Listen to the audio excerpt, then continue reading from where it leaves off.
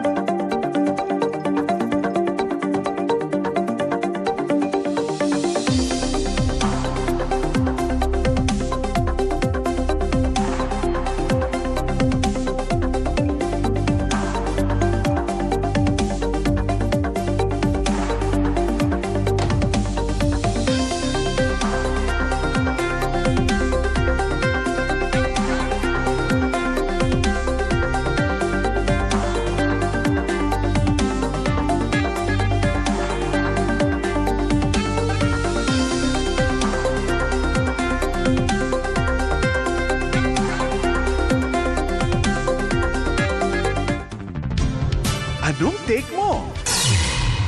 Sa DZMM Radio Patrol sa Istrenta at DZMM Teleradyo. Ay, magandang hapon po. Ako po si Sandro Ochoa. Maraming salamat po sa Diyos. Friday. Ako po si Willie Delgado Jr. Diba? Thank God it's Friday. Mukhang maganda ang ngiti natin ngayong Friday dahil next week Ano, magkano ay ba yan? sasalubungin tayo ng tantaran. Magkano? Posam. Ay, Diesel posam. Etneb 10 yata sa ano. pesos. Hindi etneb. 6 pesos yata. Ay, tama. Hindi, siyam. Siya? 9. Sa gasolina. Sa gasolina. Yan. Oh, Maganda-ganda yan. good news Wala ba tayong good news na stinger? Good news. Good diba? news. Good news, Yeah. di ba? Dati pag ganyan yun, yung kay Kaba, ang galing mo! Dati, Sinisigaw ni Pedro. pag lulugo-lugo ka kapag Lunes kasi naku, tataas na naman ang presyo. Oo. Tapos yung tangke mo, oro de peligro. Nako po. Alam mo, kakamadali. Hindi ko alam kung saan ko naiwan yung mga cellphone ko. Kakamadali. Kasi... Para kayong anak ko. Napaka malilimutin. Sabi ko, mabuti nung nakakalimutan asawa mo. Gibabatiin pa naman natin kasi bago ako pumunta dito, Oo. may mga bisita doon Baka sa... naman, akala ko, baka naman si Maria na naman babati mo, tapos na yun. Hindi, may... Alam mo, hindi nga nagparamdam. Ganun. Parang gusto ko bawiin yung happy birthday kahapon. Ganun. Di ba? Binabawi na yun, Marian. Eto na nga kasi, sabi ko, naku, babatiin ko pa. Nangako pa naman ako kasi bago ako pumunta dito, sabi ko, naku, sige, babatiin ko kayo. Kasi doon sa PCMC office, Aha. may mga bisita, mga 12 years old na estudyante. Okay. Curious sila sa mga, paano ba yung TV, yung radio, tsaka yung online na ngayon. Sabi ko, look, I will greet you on air when I transfer on the other side. Kasi mga Englishero itong mga to. Uy, nakikinig sila. Tapos ngayon, nakikinig sila at hinihintay nga daw nila na babatiin ko sila. Ayan. Happy listening to Maddie, Danny, and Isa. Isa with a Y. Pinispell out pa niya. Sabi ko, hindi na natin makikita yung spelling kasi nasa radyo tayo. Ayan, si Isa. binabati ko rin. Pababati yung binanggit ko kanina, yung anak ko. Yung malilimutin. Si Jairam Carlo, yung anak ko na nasa NMIS. Yung meat inspector, papabati. Nasa NLEX daw sila. Pabalik na ba kayo, anak? Ingat sa biyahe, ha? Kasama niya si Rodmar Tejero. At si Mayen Lagamayo. Yan. Tsaka si Jairam. Sila magkakasama sa Ingat sasakyan. kayo dyan. Ingat Kayo sa biyahe, ha? Tsaka observe proper speeds. Oo. Diba? Ano bang speed dyan sa 80 pa rin to Saan ba yan? maximum 1 NLEX eh. NLEX. NLEX ba? May mga parte na hanggang 80 yung maximum Aha. na speed limit. Pero 100 kapag nandun ka na sa mga bandang kalagitnaan. Pero alam mo, pag nandiyan ka sa mga super highways, minsan di mo na mamalayan, lagpas na pala ako ng Ay, 100. naku, oo. Di ba? Kaya, tsaka ito pa ha, utang na loob ha, yung mga dumadaan sa NLEX ngayon ha, yung leftmost na lane, yan po ay for overtaking lang. Huwag kayo nagbababad dyan. Oo. Tapos ang bagal nyo naman tumakbo. Alam mo, diba? dito sa Pilipinas, dito ka lang makakakita na yung nasa innermost lane, tumatakbo ng 20. Tumatakbo ng 20. Innermost lane. Hindi ba Oo. sa gasolina? At dito ka lang makakakita sa Pilipinas na ang overtake sa kanan. Baka tinamaan kayo ng... Ay, yung mga batang nakikinig sa atin ha. Mga tinamaan kayo ng batang kausap kanina. alam nyo, ewan ko ba talaga? Bakit kasi ganyan minsan yung... Oo. Di ko alam. Tsaka dito ka lang sa Pilipinas makakakita ng bat-bat ng U-turn.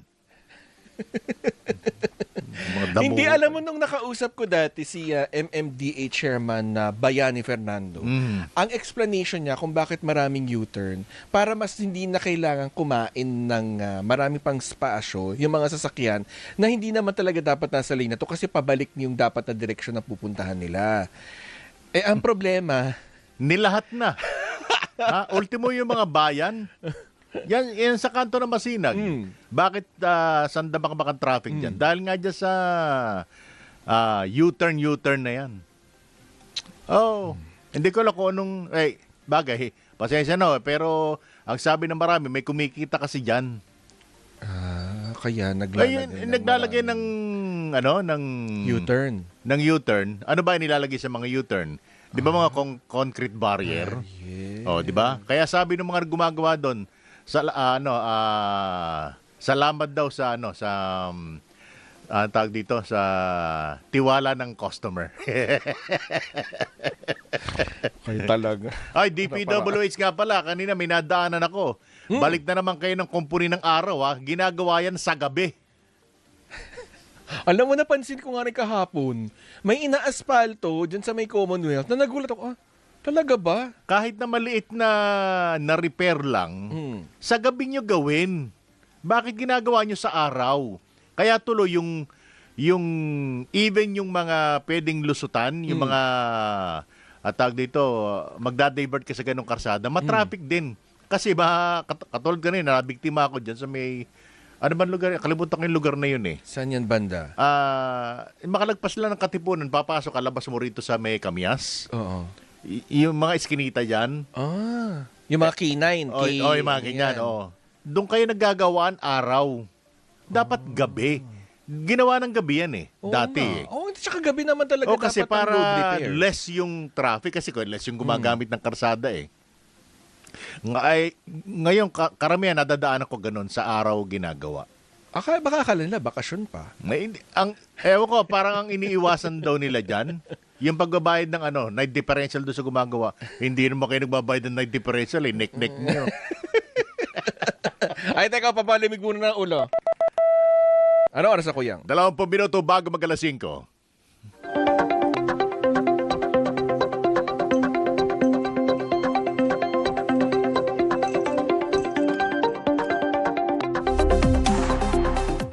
Habang nagpapalamig ka ng ulo, Kuyang, mag-break muna tayo. Magkabalik mo ang ATM. Anong take mo?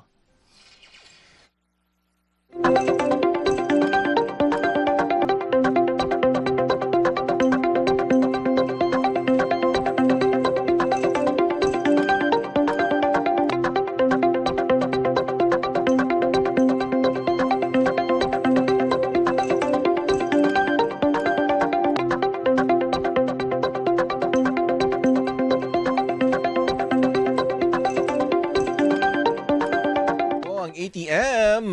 Anong take mo? Teka lang, padaan natin to. Ano oras na? 17 minuto bago mag-alas 5.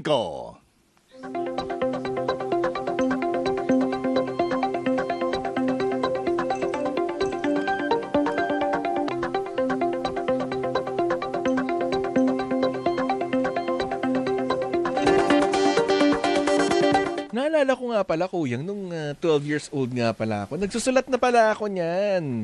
Nang? Sa Junior Inquirer. Talaga? Diba? Meron may mga... Basta magsulat lang ako kung anong gusto kong isulat. Ilan taon ka nun? 12 years old. Anong year yun? Parang ko nun. Parang grade 7 ako nun. Mga anong year yun? Huwag na natin sabihin ko yung malalaman yung edad ko.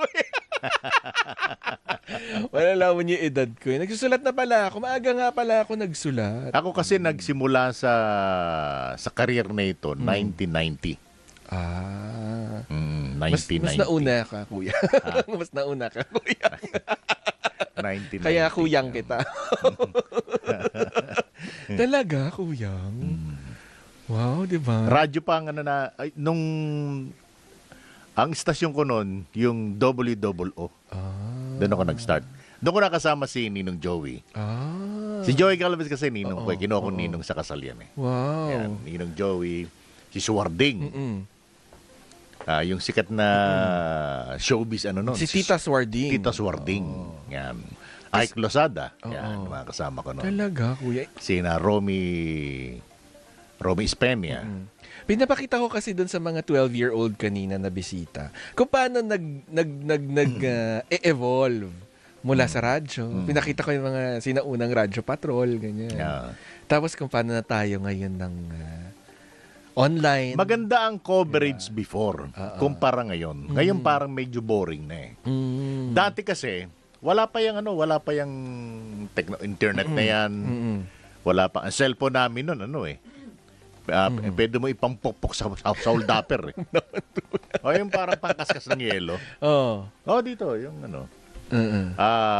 tsaka line pa nung araw, walang mga prepaid. Tsaka yun nga, naabutan. Walang SIM kasi dati eh. Naabutan nga nila nung wala pang cellphone, nakikigamit ng payphone, doon nagre-report. Pag walang... nasa labas, may coverage sa labas. Hagel ko muna ng telepono. Oo.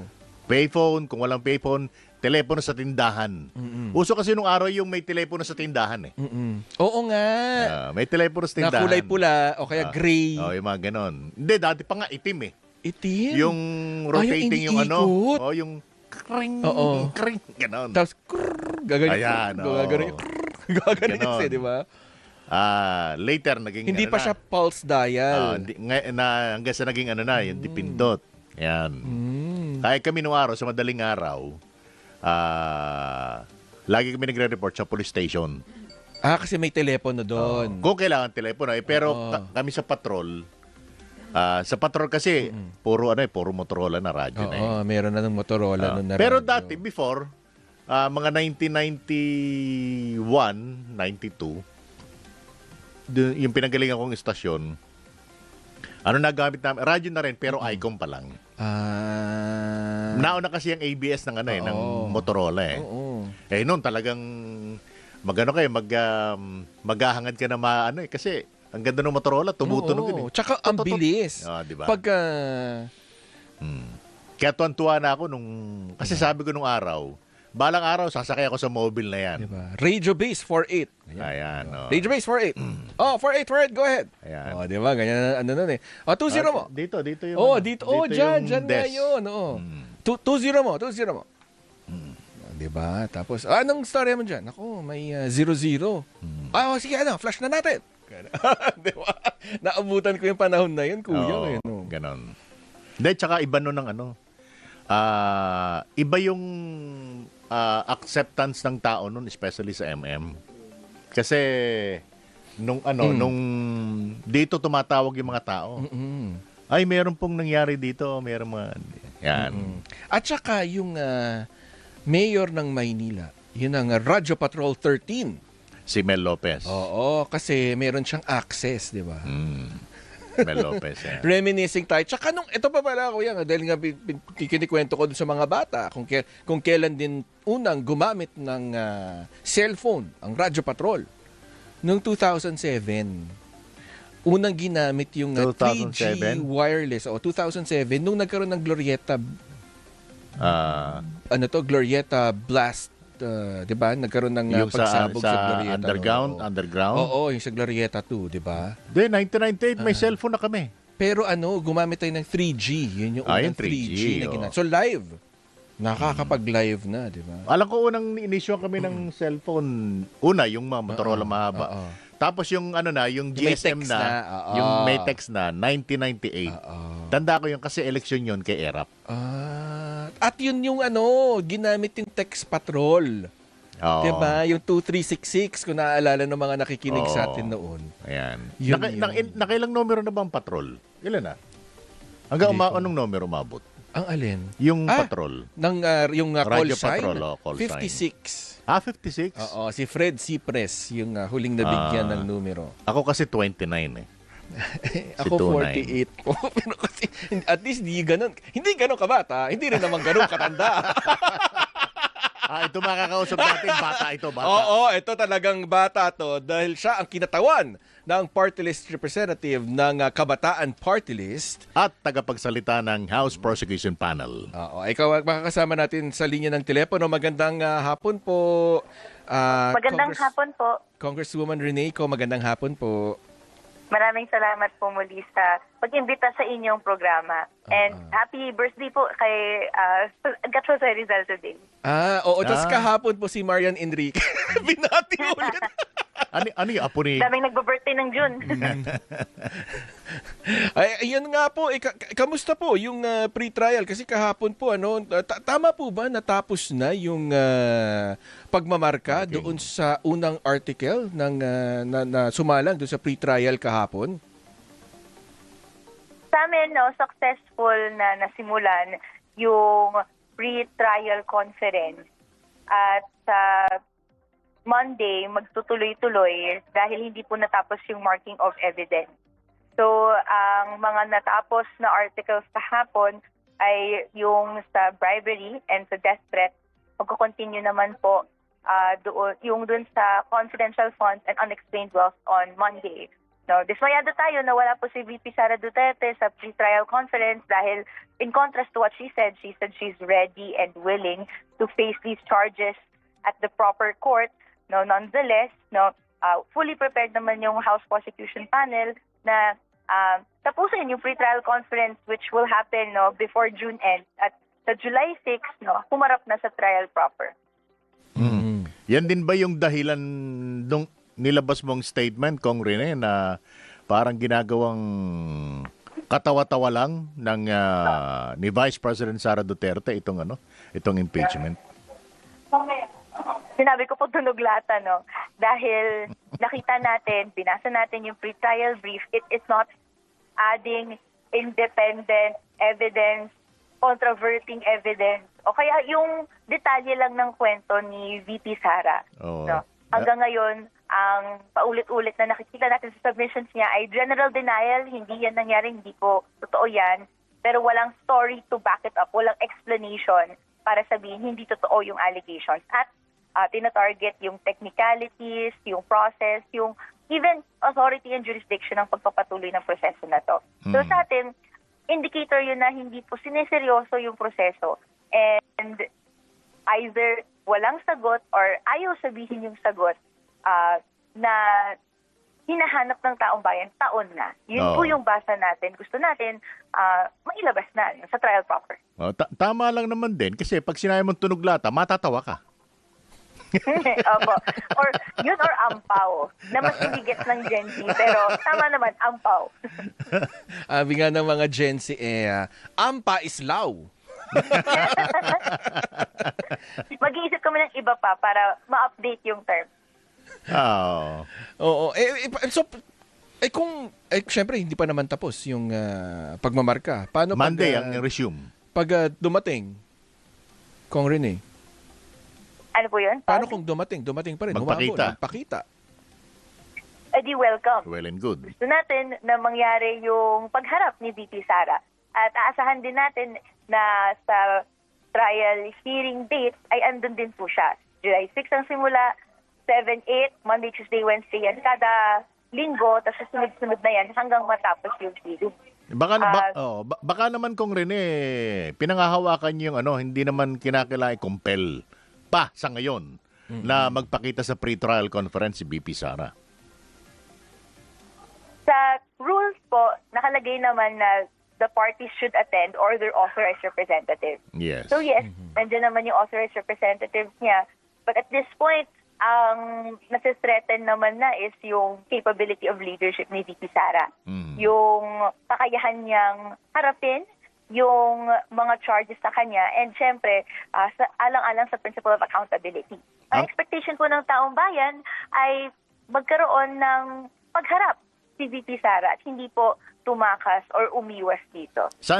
Even though may ibang araw na wala siya, inaasahan po natin nandun siya. Saan kayo mas excited? Makita si Vice President Sara ng personal o makita si Mary Grace Piatos ng personal? Nakita ko na kasi si Vice President Sara ng personal eh. Grabe nga yung tanong niya eh. So, si Mary Grace Piatos. Diba? Hinahanap-hanap natin siya. Ilang milyon din yung dumaan sa kanya. Kailangan na niyang sumagot kung andyan nga siya. Makukumpirma niyo po ba, Kong Rene? But we'll understand kung hindi niyo pwedeng sagutin. Pero totoo po ba na kasama doon sa posibleng witness yung taong si Mary Grace Piatos na ipepresenta ng depensa? Abangan na lang po natin yung magiging strategy ng House Prosecution Panel. Paano po i-handle yun? Oo, pero Kong Rene, ano sa tingin mo yung anong take mo dun sa possible taktika ng depensa kung saan yung kanilang mga testigo, mga witnesses halos similar din sa mga testigo at mga witness ng prosecution? Dumagdag po dun sa findings natin na tunog lata siya. Dahil dapat nag-i-introduce ng sariling witnesses si VP Sara Duterte. Dapat nag-i-introduce siya ng sariling documents. Pero dahil mini-mirror lang niya yung evidence, yung witnesses, tapos napaka-general pa ng reason sa pag-summon ng mga witnesses or ng documents na ito, pinapakita sa atin na wala naman talagang gustong makita or ma-extract na information doon. Gustong i-rebut lang, baka gustong maghanap lang ng mga butas. Ibig sabihin, wala din talagang storya, walang gustong sabihin na kwento to disprove the allegation. Pero ito ba'y ina-anticipate nyo? Habang nagpe-prepare kayo na posible maging mirror ng prosecution, yung ihaharap din ng defense panel? Naghahanda po yung House Prosecution Panel sa inevitability na ganun yung harapin, pero inahanda din natin yung iba't ibang mga scenarios. Scenario building din po yung ilang sa ginagawa nila. So tuloy-tuloy naman po yun nangyayari habang papalapit na yung trial proper. Pero ano ibig sabihin sa inyo noon na parang ginaya lang ng defense panel yung mga testigo at mga witness nyo? Ang pau po talaga, yung lahat po yun, nakikita natin, wala talagang sagot si VP Sara sa mga tanong natin. And therefore, I think that makes our grounds for conviction stronger. Kung hindi po magkaroon ng sagot, logically, mas matimbang yung allegations na supported by evidence. Kung 'di ba, may sinabi sa'yo, dinakaw mo to, ito yung CCTV footage. Tapos sabihin mo lang, hindi mo nakuha yung CCTV footage ng tama. 'Di ba? Hindi naman po makakapagbigay confidence sa kung sino mang magde-decide na not guilty ka. So I think that will make a stronger case for conviction. Hindi po kaya ganyan ang strategy ng depensa ay dahil kine-question nila yung jurisdiction pa rin ng pagkakaroon ng impeachment trial dito sa kaso ni VP Sara Duterte. Kaya ganyan kasi kung ibibigay na nila yung kanilang sagot, di parang na rin nilang kinumpirma na pumapayag sila na merong jurisdiction ang Senado at ang Kongreso. Which to us ay walang hulog na analysis. Dahil kung ininitpick yung kada aspeto ng proseso na may sagot naman, sinagot na ng mga institutions at kinonfirm ng iba't ibang mga agencies and even legal luminaries, grasping at straws na po yung ginagawa. Kung ang pinapakita nito, ayaw po sumailalim ni VP Sara sa proseso. Or even, hindi po nirerespeto ni VP Sara yung proseso. Kung nakasaad sa konstitusyon, sumumpa si VP Sara sa konstitusyon, pero sa punot dulo ay hindi po susundin o gagalangin yun ang conclusion ay, bakit po in the first place sinabi yung pagsumpa kung hindi naman po susunod? Or, hindi kaya gustong i-test ng defense panel yung credibility ng mga papatawag niyong witness? They can do that. And ready po yung House Prosecution Panel na i-present sila ayon sa kung ano yung nasa impeachment complaint galing sa tao at sa article. No. Pero that still doesn't remove that may responsibility si VP Sara na sagutin yung allegation. Hindi po pwedeng i-general denial lang yung allegation at hindi magbigay ng supporting reasons no kung bakit hindi yun totoo. Lalo na't ganito kabigat, no? Mabigat at marami yung mga hinahain na complaint sa kanya. Kasi parang ganun ang nakikita ko eh. Uupakan nila sa credibility ng mga witness. Kumbaga sa technicalidad. Technicality. Which is long before mag-start itong pre-trial conference, ganun na yung parang lumalabas na direksyon eh. Ng defense Possible panel. legal strategy po yun. Yes.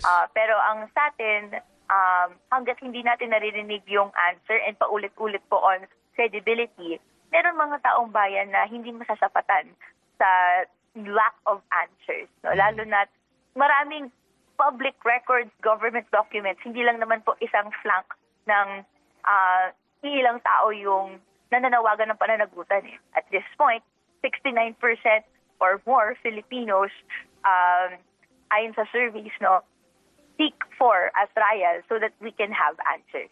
Kung magiging larangan lang ng technicalities yung trial, edi na-defeat natin yung purpose ng pagkakaroon ng trial kung saan itatry natin yung facts, no, at mag-exchange ng arguments ang mga party. Himayin pa po natin yan. Maya-maya po lamang. Magbibigay daan lang po kami, Kong Rene, sa pagpapakilala ng aming istasyon. Diyan po lamang kayo. Magbabalik po ang ATM. Anong take mo? DZMM.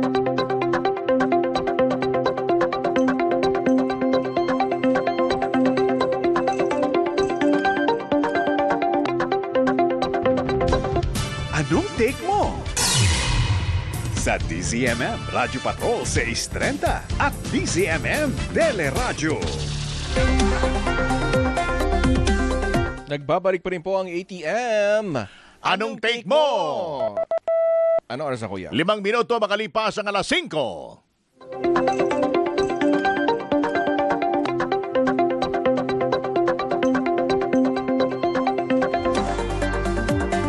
Kasama pa rin po natin sa kabilang linya ang kinatawan po ng Kabataan Party List at tagapagsalita ng House Prosecution Panel, si Congresswoman Rene Co. Magandang hapon po ulit, Kong Rene.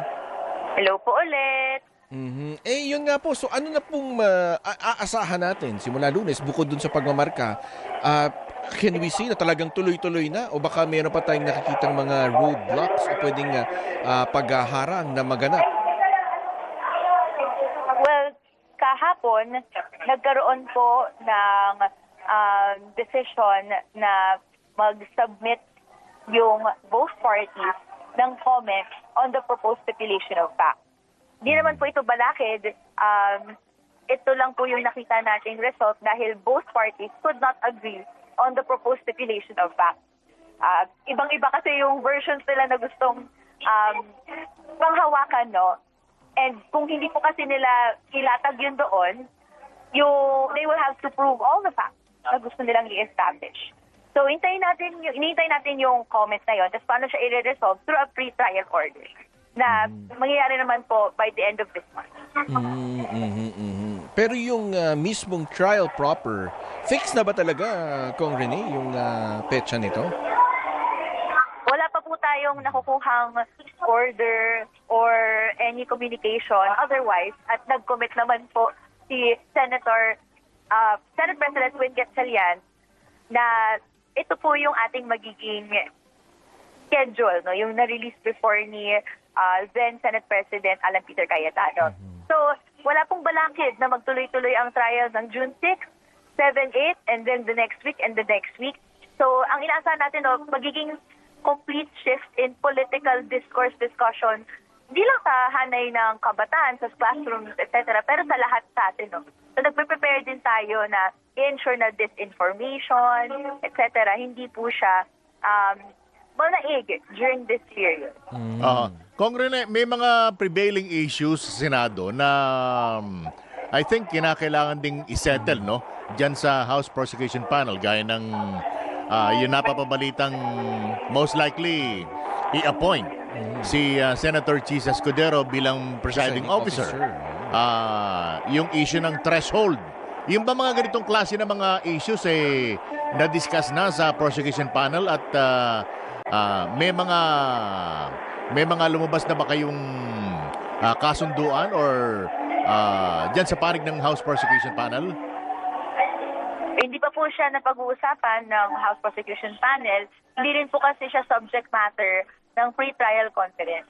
Okay. Up until now, wala pa pong, to my knowledge, official designation kung sino si presiding officer. Meron lang tayong mga na-float na names according to some senators or some sources. So, hinihintay din natin yung with finality, sino ba talaga siya. Kasi kaya ako naman naitanong, especially yung tungkol sa threshold, last April ay nagkaroon ng survey yung Okta Research kung saan lumalabas sa kanilang survey na yung mga Pilipinong naniniwala na ibabase ng mga senator judges yung kanilang boto base doon sa ebidensya, nasa 19% lang.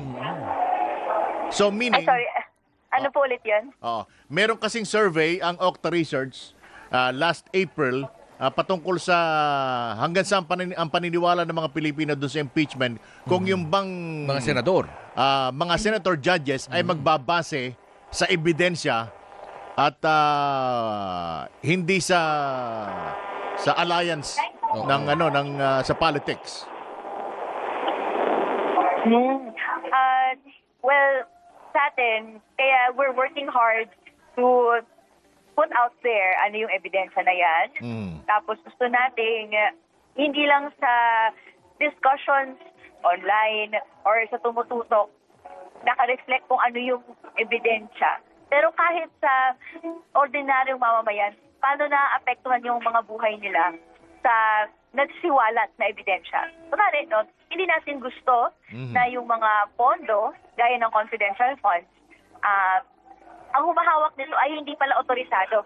Yun naman po yung reason kung bakit sa punot dulo may decision yung COA na dapat ibalik ng OVP yung confidential intelligence funds that were misspent or misused.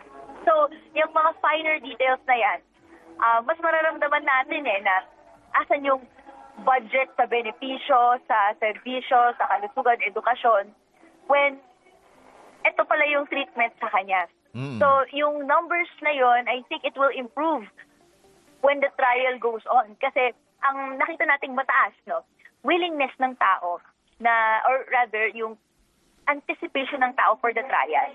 And hindi pa as appreciated yung finer details ng impeachment trial. Tataas po yun during the trial proper. Kailangan nyo ba ng ano dyan? I'm sure may planong gano'n na magkaroon ng impeachment caravan, parang gano'n na ine-educate yung publiko. Maraming publiko. Hindi dahil sa parang kampanya yung pag-impeach kay BP Sara, kundi ikampanya kung paano tatakbo ang impeachment trial. Sa bahagi po ng Kabataan Party List, yes po, merong ganong effort.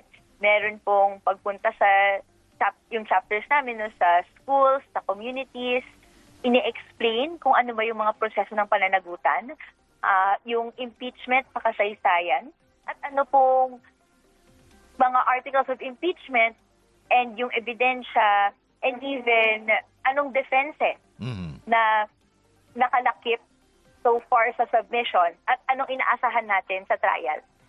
Pero ano yan? Po natin, yes po? Pero medyo maselan din yan, Kong Rene, dahil kung ganyan ang mangyayari, kinakailangang iwasan para maiwasan na mahaluan ng politika yung information campaign na ganyan, di ba? ma-exhibit natin yung sensitivity sa Yes. pag-handle nito in the way na gusto natin tumagos yung ano yung proseso at ano yung importance nito. Yung example sa ginagamit natin, hindi lang din yung sa ngayon, pero yung impeachment processes noon pa. No? Yes.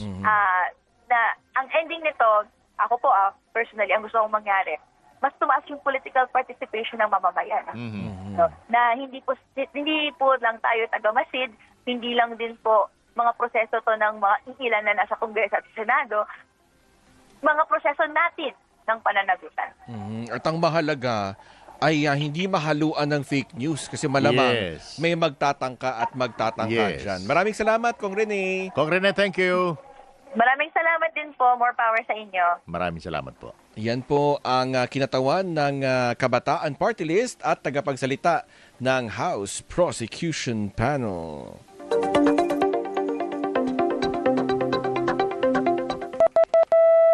Ano oras na, Kuya? 13 minuto makalipas ang alas 5.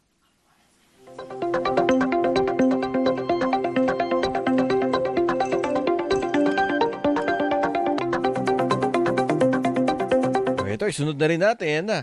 Makakausap naman po natin ang Director ng Human Rights and People Empowerment Center Incorporated at isa pong public interest lawyer, si Attorney Dino De Leon. Magandang hapon. Attorney Dino, live via Zoom. Magandang hapon, Zandro, kay Will, and sa lahat ng ating mga tagapakinig. Good afternoon, Attorney. Dino. Yun nga, Attorney Dino. Itong impeachment pre-trial at yung mga lumalabas na impormasyon tukol nga sa naganap kahapon, ano pong take ninyo?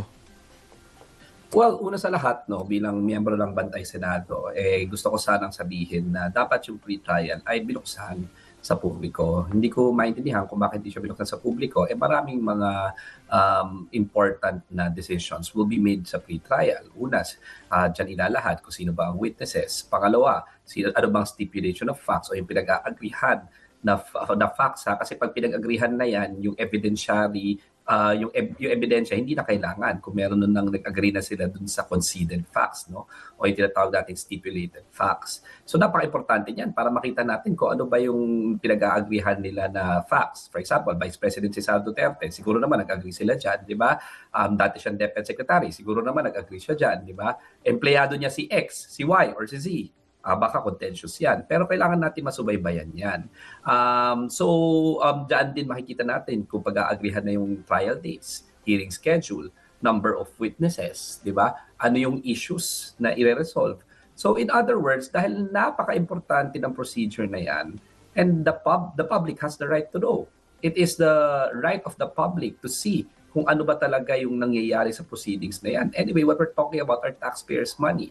What we're talking about are sessions that is happening in the Senate of the Philippines, which is being paid for by the public's money.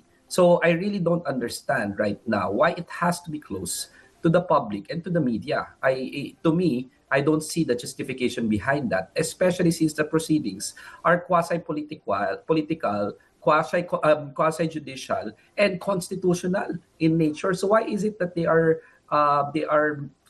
making it para pang private yung proceedings na yun, at hindi dapat makita ng publiko at accessible sa media? I really don't see the justification. So yun lang yung gusto ko munang unang sabihin dyan, na hindi dapat ganoon. Dapat pagdating sa proseso ng impeachment, dapat nakakapanood ng publiko. Pero mukhang katanggap-tanggap naman sa House Prosecution Panel, Attorney Dino, dahil ang sabi nila, para sa smooth na takbo ng pre-trial conference, and at the same time, maprotektahan din yung mga witnesses, both prosecution at saka ng defense. Well, katanggap-tanggap sa prosecution panel, pero hindi sa akin katanggap-tanggap bilang isang mamamayan. Kasi ako isang mamamayan, dapat nakikita ko rin kung ano nangyayari. And I'm speaking as part of Bantay Senado, rin at isang simpleng mamamayan lamang na kung may witness, edi sabihin lang nila reserve 3, 4, or 5 witnesses, di ba? Hindi naman pwedeng sabihin na just because it's open to the public, it is orderly na, di ba? Bigyan naman natin ng tiwala na alam ng taong bayan kung anong gagawin sa mga impormasyon na makukuha nila. Sa akin, mas importante ang transparency, that there should, sabi nga nila, di ba, sunlight is the best disinfectant. Dapat nakikita ng taong bayan ang nangyayari. Again, these are all being paid by taxpayers' money. So bakit kahit na sino pa yan, prosecution pa yan, depensa pa yan, with all due respect to the prosecution and with all due respect to the defense, the public has the right to see kung ano nangyayari dyan sa pre-trial conference na yan, and it shouldn't have been a secret or private. Ang ultimately, nag-agree naman prosecution, but it is the decision of the impeachment court to make it private or at least away from the grazing eyes of the public, and I don't understand that. May transparency issue ba doon, Attorney Dino? Dahil lately sinabi ng House Prosecution Panel na bagamat gusto rin nila, no, sang-ayon sila na isa publiko yung pre-trial conference, more on markings lang naman daw ng mga evidence ng mga annexes na ipipresenta, parang ganun lang, just to para baka naman maboring daw ang dating. Well, kung markings, edi alam natin kung ano minarkahan, di ba? Edi kung boring, di alam naman ng media kung ano important at hindi. Yes. Di ba? Pero stipulation of facts. Kung, tinan mo, ngayon, ang nangyayari sa atin ngayon, ano pong nangyari? Nagka-tension daw, pati ba naman yung may period na abogado, sabi niya, di ba? May period ako, masungit ako. Ngayon, nagmumukha tayo ngayong nakikichismis lamang. Pero hindi ba dapat ang taong bayan, ang mga mamamayan, ang front and center pagdating sa isang constitutional and political process?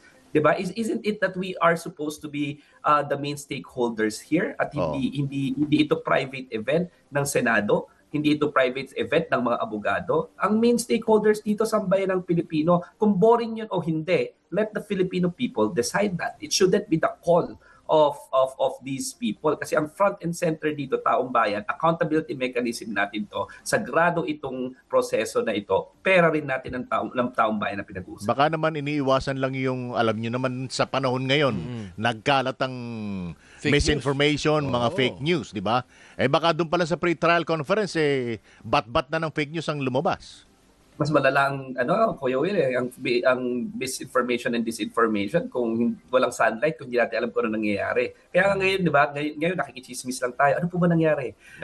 Daw, medyo nagkainitan daw, medyo mainit daw ang ulo ng isa, medyo may tensionado daw, medyo, di ba mas malaki yung disinformation and misinformation if information are not accessible to us. Sa akin lang, bilang isang transparency advocate, tsaka freedom of information advocate, we should trust the public and we should parang pagkatiwalaan natin yung publiko na alam nila yung gagawin sa impormasyon.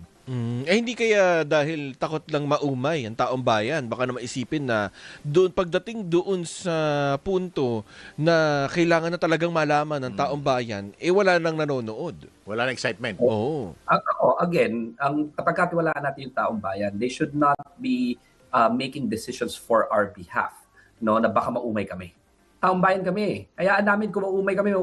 Kung hindi kami mauumay. Pero pagkatiwalaan nyo kami ng impormasyon, do not decide for us kung ano yung sensor ninyo, hindi, at ano lang ipapakita ninyo. Para ba, yung papakita nyo lang, doon lang kami ma-excite. Do not do that. So sa akin, hindi ko maintindihan pa rin hanggang ngayon sa Senado, bakit they decided that this is a private affair. I think the prosecution just agreed para lang hindi tensionado sa simula pa lamang. Pero sa aking palagay, hindi naman ako prosecution, di ba? And I can speak my mind.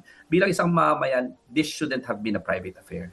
No, speaking of taong bayan, napakababa nung percentage ng mga Pilipinong naniniwalang evidence-based ang magiging hatol kay BP Sara. Well, ang ibig sabihin niyan hindi sila nagtitiwala sa institusyon ng Senado, di ba? Kasi na magiging fair and partial ito. That is an unfortunate thing. And every single time na kino-compound nila yung rason ng publiko na hindi magtiwala sa Senado, kagaya ng making this as a private affair, as a decision of the impeachment court, ibig sabihin, talagang iisipin na naman ng tao bayan, naluto na, house show ito. Hindi pinapatingin sa atin kung ano nangyayari. Nagkaroon na ng ayusan sa likuran. Diba? Fix na ito.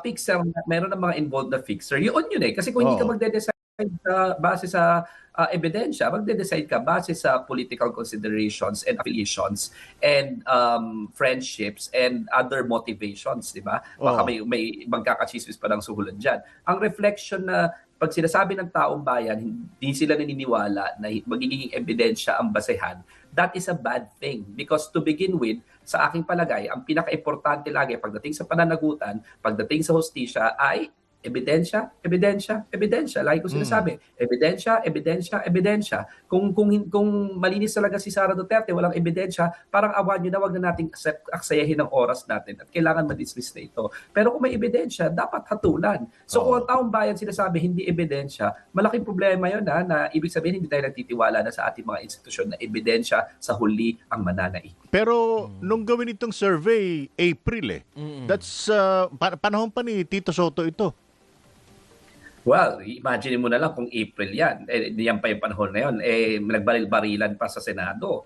Di ba? Nagkaroon pa ng change in leadership. Nagkaroon pa ng takbuhan at nagkandara pa. So, may effect ba yun or wala doon sa tingin ng mga taong bayan? Kung bumaba pa lalo, kung tingin natin ebidensya ang magpe-prevail sa huli, makikita natin sa next survey. Alam ko, magkakaroon na ng survey yata for this season pa at may ilalabas next month. Makakadagdag kaya yung April di ba?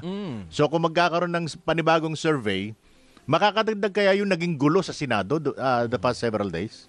Palagi, yun ang nagdo-dominate. Sabi nga sa akin nung nasakyan kong grabe, suka na raw siya. Gusto niya raw masuka. Kada nakikita niya yung mukha ni Alan Peter Cayetano na nagsasalita ng kung ano-anong dasal doon, pero kung ano-anong mga pinaggagawang kalokohan. Imagine mo yung sinabi ni Ping Lacson na 700 million pesos ang ginastos ng Senado for a month yata under the leadership of Alan Peter Cayetano. 700 million para magbaril-barilan, para magkandara pa, para mag-away-away, pero walang naipasa bilang kahit na isang batas. Walang naipasa kahit na isang measure. Walang dinulot na maganda sa taong bayan. Natalo na naman yung taong bayan ng 700 million. Halos kasi laki ng confidential fund scandal under the leadership of Alan Peter Cayetano na walang natapos. Bottom line is, of course, sa pipiko ng publiko, nawawala ng tiwala sa institusyon ng Senado na ngayon ay impeachment trial court. So sana naman yung presiding officer nila maging fair. Isa na namang nangangambang optics, di ba? Optics-wise.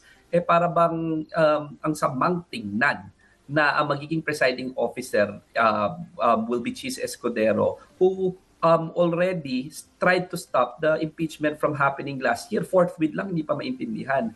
So sa akin, kung gusto nating ma-repair yung institusyon ng Senado at ma-restore yung faith ng taong bayan sa impeachment court, baka naman dapat pinapakita nila sa publiko kahit na yung pre-trial na isa sa pinaka-importanting stages ng isang buong full-blown proceedings ng impeachment. At pangalawa, siguro naman, sana naman pag-isipan nila mabuti kung sino magiging presiding officer. Hindi yung forthwith lang, hindi pa maintindihan. Pero aapat ang abogado sa Aapat ang abogado sa Senado, di ba? Si Kiko, si Chis, tapos dalawa sa kabila, si Pia at saka si Marcoleta. Tama naman si Senate President Sherwin Gatchalian Ang impeachment proceedings is sui generis. Hindi naman dapat ito sobrang technical. Hindi naman dapat ito sobrang legal, It's quasi-political, quasi-legal, and first and foremost constitutional. At ang konstitusyon, kailangan naiintindihan niya ng taong bayan, kaya ang rule dyan, verba lehis rule. Yung madaling intindihin at pagkakaintindi ng ordinaryong Pilipino, forthwith, immediately, sa lalong madaling, sa agad-agad. Yan ang ibig sabihin dyan, hindi mo na yung mag-legal gymnastics ka na kung ano-ano pa. So ang point ko is, hindi kailangan abogado. Hindi sinabi ng konstitusyon na dapat abogado yung magpe-preside. And the reason being, dapat pagdating doon, it is first and foremost a constitutional process. At ang importante ay dapat naiintindihan ng isang lay person. So kung meron nag-legal gymnastics dyan na ginagawang overly legalistic ang impeachment, kahit si Miriam Defensor Santiago noon, my humble submission is mali yun Hindi dapat ito overly legalistic. It is the credibility of our institutions through the Constitution, and hindi sinabi ng ating saligang batas na kailangan abogado at overly legalistic ito, di ba? Di sana ginawa na lang legal. Di sana ginawa na lang korte. Pero hindi Hindi iniwan at inatasan ng saligang batas ang korte ang tumapos nito. ang inatasan ng saligang batas ay mga ordinaryong representatives, whether attorney yan, whether engineer yan, whether doktor yan, basta nandoon siya sa Senado. Ito yung mga representatives ng people, mga senador ng tao. So hindi kailangan sa aking palagay o abogado, wala yan sa saligang batas.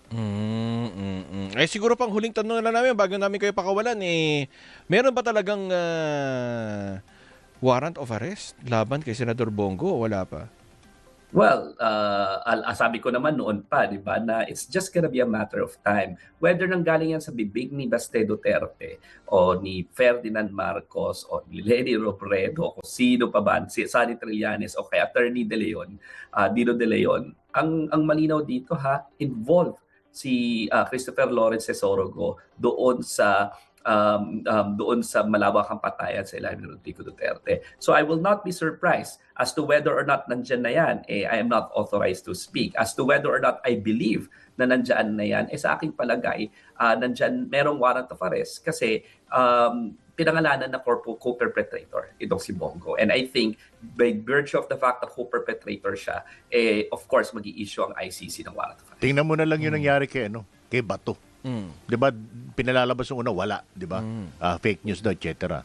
O eventually nagtatakbo. Correct. Thank you. Huwag mong kalimutan, Kuya Will, nagtatatakbo at nagkandara pa. Tinagdagan mo pa. Salamat sa Attorney Dino. Thank you very much. Yan po si Attorney Dino De Leon, ang Director po ng Human Rights and People Empowerment Center Incorporated at isa pong public interest lawyer. O paano susunod na sa Digital TV ang Arangkada Balita kasama si Namaan Macapagal at Jack Batallones, kasama rin po yan yung sa radyo. Ay mapapanood dito sa PRTV Prime Media Channel 31 at mapapakinggan sa DZMM Radio Patrol sa Istrenta, sa Metro at Mega Manila. Mapapanood naman po ang Issue Spotted kasama sina Tony Velasquez at Rica Lasso sa DZMM Teleradio Cable Channel, DZMM Teleradio YouTube Channel at sa DZMM Facebook page. Happy weekend! Bye-bye! Bye! Anong take mo? Sa DZMM Radio Patrol 630 at DZMM Teleradio.